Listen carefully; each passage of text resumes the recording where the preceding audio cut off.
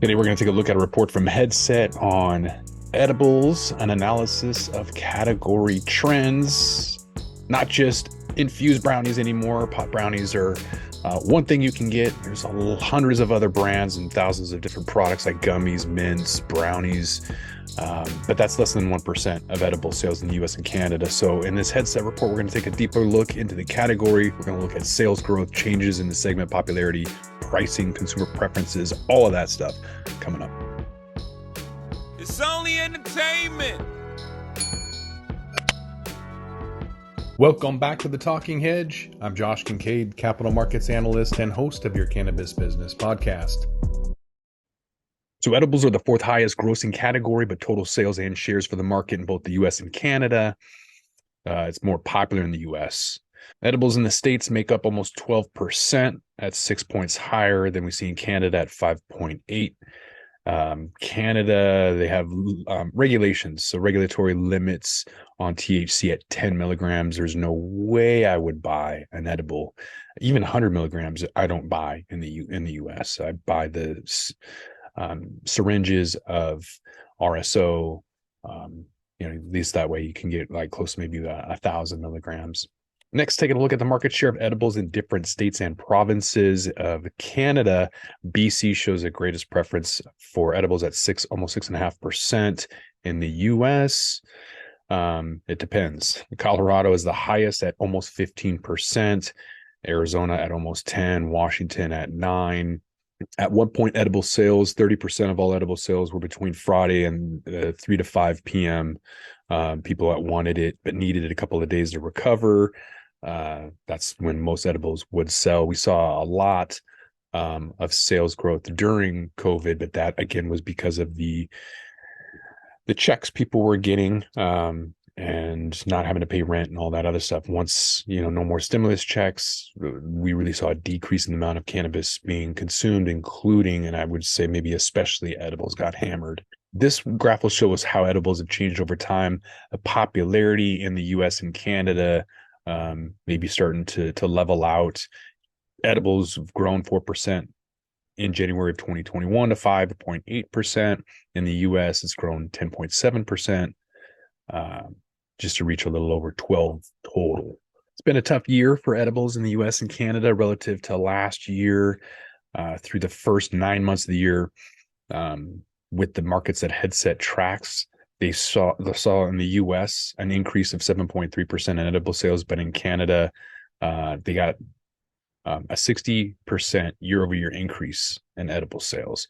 So newer market, but it looks like they've really caught up in terms of sales, and maybe that's more products as their 2.0 rollout. They weren't allowed to have concentrates and edibles and a lot of other stuff prior to the first year of the rollout. So in the second year, I believe it was 2021 January, they were able to launch, and so it's finally just starting to catch up, I'm assuming. Looking at year-over-year sales growth, looks like some of the markets had more positive growth than others. So up in Canada, they had strong growth in 2022. Newer markets in the US, double-digit growth. That's to be expected. Unlike the legacy markets in Oregon, 3.6, Colorado, negative 8.9. So kind of pulling back on sales that they saw during the pandemic. Taking a look at brands and brand growth, it's pretty strong up in Canada. Until they reach saturation. But that brand count was up 73%. In the US, brand count for edibles increased almost 5% over the year, but reached a peak in April of 2022 and has declined 7.5% since then. Breaking down edibles, gummies are really popular. It's easier to break them down if you want 2.5 milligrams or whatever, easy to travel with. In Canada, gummies make 70% of the market, definitely commanding more market share. Launches and other segments are about 1%. They were increased to almost 5.5%, and can maybe be attributed to Certain brands up in Canada, Jolt or Edison, may have made that popular up there. Almost 75% of all edibles in the US are gummies, and it's still increasing. So it increased 6% in the last year. Caramels, chews, taffies are almost 10%. Chocolate, almost at 10%. Prices are coming down. That's going to help with sales. So looks like fluctuations have price fluctuations have happened in Canada quite a bit. Increasing 2% at the beginning of the year, but that's not much. It's not anything at all. Edible prices in the US have dropped 8.7% and probably aren't done coming down. I made another comment about beverages needing to meet the price of Starbucks, $7-8 tops per drink, regardless of the milligrams. Until we reach that point, beverages won't make it mainstream. Edibles, same thing. It almost needs to be a small markup, small premium. In the US, the price has decreased 8.7% since the beginning of 2022.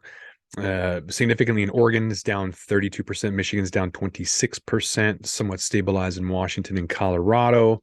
Let's take a look at who's actually buying up in Canada.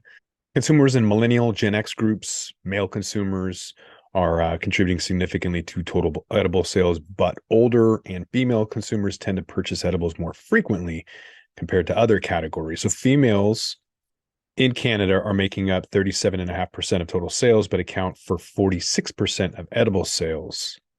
Consumers in the US have similar preferences that we see up in Canada, but even a greater affinity for edibles from older consumers in the US.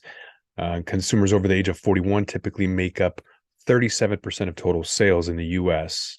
And for edibles, these customers capture 51% of sales.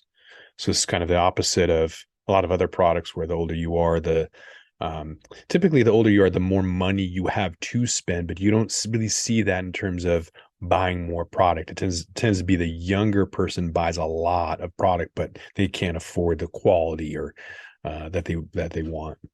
So although it's still somewhat of a smaller product category or segment, it is somewhat growing, although retreating a little bit from the pandemic time. So we'll keep track of edible sales. And you'll just have to come back to Talking Hedge to find out more. With that, we're going to roll this one up. I'm Josh Kincaid. This is the Talking Hedge. Don't forget to like, share, and subscribe, or don't, and I'm out.